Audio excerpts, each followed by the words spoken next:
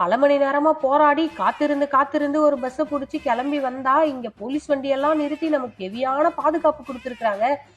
சரின்னு இந்த பக்கமா வந்து பார்த்தா போலீஸே நம்மளுக்கு மக்கள் கூட்டத்தெல்லாம் விலக்கி விட்டு நமக்காக வழி விடுறாங்க. வெறும் பொய்யா சொல்லிக்கிட்டு தெரியலாம். போலீஸ் பாதுகாப்பு எல்லாமே உண்மைதாங்க. ஆனா அது எதுக்காகனா இவ்ளோ மக்கள் கூட்டம் கூடி இருக்கு பாத்தீங்களா, இதுக்காக தான். இந்த மக்கள் கூட்டத்தை விலக்கிக்கிட்டு அப்படியே நம்ம வந்து பார்க்குக்குள்ள வந்தாச்சு. வந்து கிட்ஸ் எல்லாம் நல்லா ஆட்டம் போட்டுட்டு இருந்தாங்க.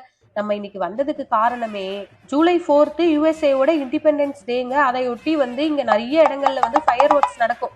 அட பட்டாசு வெடி திருவிழா தாங்க. இங்க நாங்க இருக்க ஏரியால ஒரு பெரிய பார்க் இருக்கு. அங்க வருஷம் இந்த பட்டாசு வெடி திருவிழா ஃபயர் ஒர்க்ஸ் நடக்கும். இன்னைக்கு அந்த ஃபயர் ஒர்க்ஸ் இங்க நடந்துச்சா, அதனாலதான் நாங்க கேங்கா கிளம்பி இங்க வந்துட்டோம்.